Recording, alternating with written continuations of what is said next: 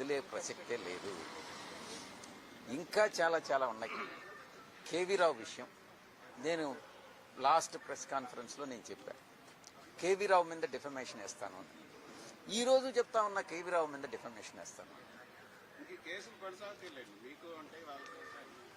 కొనసాగితే నేనేం భయపడేవాడిని కాదు కదా. సంవత్సరం రోజులు జైల్లో ఉండొచ్చి నేను 9 సంవత్సరాలు రాజ్యసభ సభ్యుడిగా పనిచేశాను. 22-23 కేసులున్నాయి. భయం అనేటటువంటిది ఈ ఒంట్లో లేదు, భవిష్యత్తులో కూడా రాదు. Right, thank you. You ask me questions, I'll tell you. You have come to submit a resignation. You have come to submit a resignation. You announced that you are quitting politics. So what is the reason and what made you take this decision?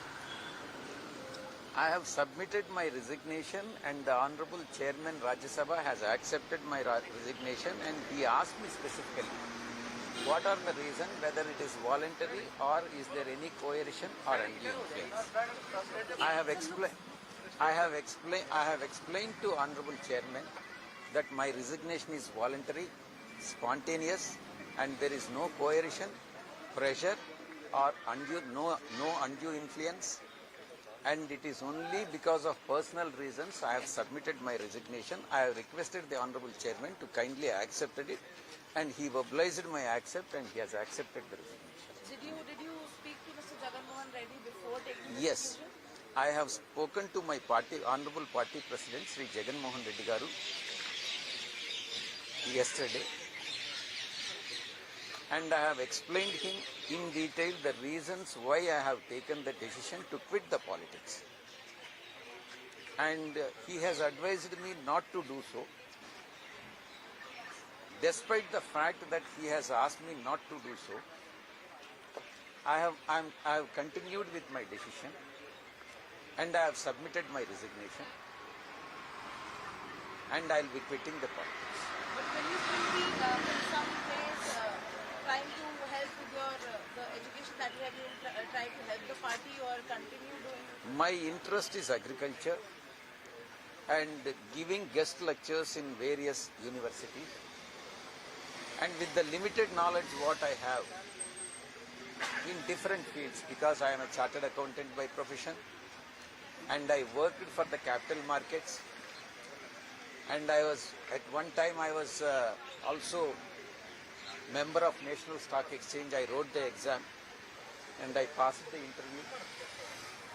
I have wide experience in capital markets, and I have a reasonably good experience in the parliament and the parliamentary procedures and constitutional aspects. And with the limited knowledge what I have obtained in my 67 years of life, I would like to share it with others, because obtaining knowledge is one thing and giving knowledge to others is also very equally important. Therefore, I'll try to spend my time in imparting the knowledge what I have to the other students and others. But so you could have waited for your tenure to get over. Why this decision so abruptly, not anyone knowing? See, I have already explained to you that on account of the personal reasons, I have submitted my resignation. I have sincerely felt that I am not in a position to do justice to the job what has been given to me by my Honorable President, Party President, and in the light of this background, I have submitted my resignation. Thank you very much.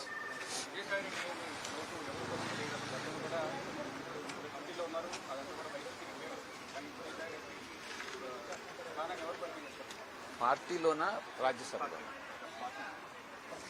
పార్టీలో నేను చెప్పాను కదా, నాలాంటి వాళ్ళు 1000 మంది party నుండి వదిలిపోయినా కూడా జగన్మోహన్ రెడ్డి గారి ప్రజాదరణ అన్నటువంటిది ఎటువంటి పరిస్థితుల్లో తగ్గదు. ఇక్కడ జగన్మోహన్ రెడ్డి గారు ఆయన శ్రేయస్సు, ఆయన యొక్క భవిష్యత్తు ముఖ్యమే కానీ సాయిరెడ్డి అనేటటువంటి వ్యక్తి ముఖ్యం కాదు. సాయిరెడ్డి లాంటి వాళ్ళు చాలామంది వస్తారు, కానీ పార్టీ అధ్యక్షుడు, పార్టీని లీడ్ చేయగలిగినటువంటి వాడు, పార్టీ ప్రజాదరణ ఉన్నటువంటి వ్యక్తి జగన్మోహన్ రెడ్డి గారు. అందుకే ఆయన్ని బలపరిచేదానికి మనం అన్ని రకాలైనటువంటి పాజిటివ్ నిర్ణయాలు తీసుకోవాలి.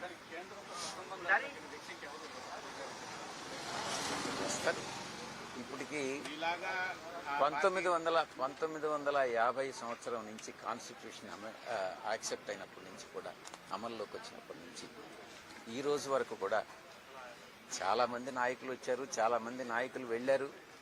మనుషులు వస్తూ ఉంటారు, నాయకులు పోతూ ఉంటారు. కానీ ఈ ప్రాసెస్ అనేటటువంటిది కంటిన్యూస్ ప్రాసెస్. గవర్నెన్స్ అనేటటువంటిది కంటిన్యూస్ ప్రాసెస్.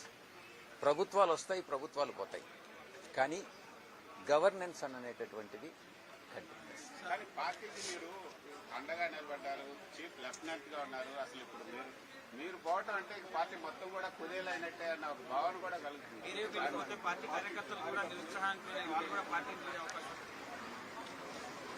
నేను పార్టీలో ఉన్నప్పుడు 2014 సంవత్సరం ఎలక్షన్ అయిపోయినప్పటి నుంచి కూడా, నేను పార్టీ పగ్గాలు చేపట్టింది 2014 ఎలక్షన్ అయిపోయిన తర్వాత, వైఎస్ఆర్ కాంగ్రెస్ పార్టీ ఓడిపోయిన తర్వాత, ఇప్పటి వరకు నా సర్వశక్తులు కూడా పార్టీ కార్యకర్తల కోసం, ప్రతి ఒక్కరిని కూడా పార్టీలో ఎవరైతే పార్టీలో ఆఫీస్కి వచ్చి ఏదైతే వాళ్ళ కోరికలు ఏదైతే ఉన్నాయో అన్నిటినీ కూడా నెరవేర్చేందుకు, కార్యకర్తలను సంతోషపరిచేందుకు, కార్యకర్తలకు న్యాయం చేసేందుకు సర్వశక్తులు ఒడ్డి నేను ప్రయత్నించాను. నాలాంటి వాళ్ళు చాలామంది వస్తారు పార్టీలో అటువంటి వాళ్ళు వస్తారు, ఉన్నారు కూడా. కాబట్టి నేను వెళ్ళినంత మాత్రాన ఏదో పార్టీ దెబ్బతింటుందని నేనైతే భావించను.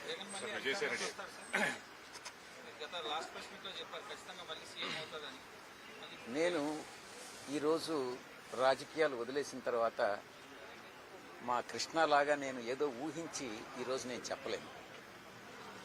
అధికారంలోకి రావాలని ప్రతి రాజకీయ పార్టీ కోరుకుంటుంది.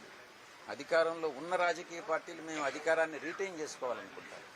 ప్రతిపక్షంలో ఉండేవాళ్ళు అధికారంలోకి రావాలనుకుంటారు. అధికారంలోకి ఎవరు ఉండాలి, ఎవరిని తీసుకురావాలని అనేది ప్రజలు నిర్ణయిస్తారు. కృష్ణ కాదు. విజయసాయి రెడ్డి గారు, మీరు గతంలో వైఎస్ వివేకానంద రెడ్డి గుండెపోటుతో చనిపోయారని చెప్పారు. తర్వాత అది హత్య కేసులు విచారణ జరుగుతుంది. ఎప్పుడు అబద్దాలనే చెప్పననే మీరు దేవుడి మీద ప్రమాణ పూర్తిగా వివేకానంద రెడ్డి గారు గుండెపోటుతో చనిపోయారా, లేదు ఆయనది వేరే కారణంతో హత్య జరిగిందా? ఆ రోజు ఉదయం ఆయన మరణించినటువంటి రోజు మీలాంటి విలేకరు ఎవరో ఫస్ట్ టైం నిద్ర లేయంగానే నాకు ఫోన్ వచ్చింది. నేను ఏ ఫోన్ కాల్ అయినా ఎత్తుకుంటా. అన్నోన్ కాల్ అయినా నిన్నటి నుంచి ఫోన్ ఆపేశా, కృష్ణ గొడవ పడలేక. ఎవరో ఫోన్ చేసి అడిగితే నాకు నిజంగా ఆశ్చర్యం అనిపించింది. వివేకానంద రెడ్డి చనిపోవడం ఏంటి, గుండెపోటు ఏంటి, ఆయన సన్నగా చాలా హెల్తీగా ఉంటారే. ఇమ్మీడియట్గా పులివెందులకు ఫోన్ చేశాను. చేసి అడిగాను నేను అవినాష్ రెడ్డి గారు, అవినాష్ ఏం జరిగింది, ఇక్కడ విలేకరులు అడుగుతా ఉన్నారు ఏం జరిగింది.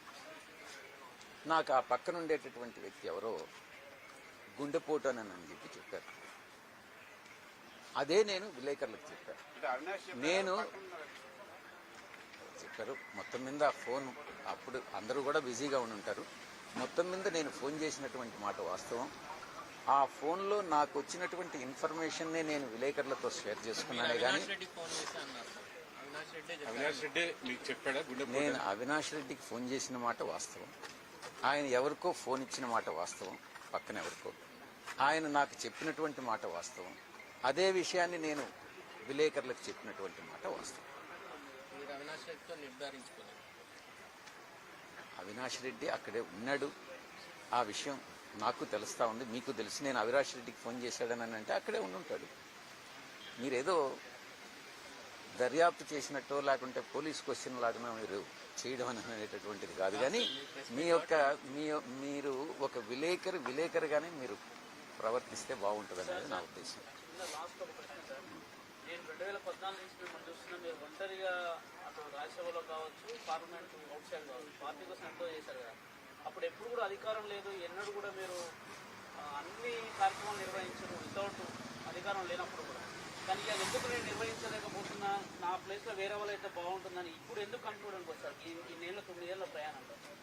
ఇప్పుడే చెప్పాను కదా, అబద్ధాలు చెప్పలేను. అబద్ధాలు చెప్పలేనప్పుడు తప్పుకోవాలి. అబద్ధాలు చెప్పలేకపోతే నిజాలు దాచిపెట్టచ్చు సార్. అవసరం లేదు. వెంకటేశ్వర స్వామి నన్ను శిక్షిస్తారు. అబద్ధాలు చెప్పమని ఎవరు చెప్పారు సార్ మిమ్మల్ని? నీలాంటి వాళ్ళు అసందర్భమైనటువంటి ప్రశ్నలు వేస్తే అబద్ధాలు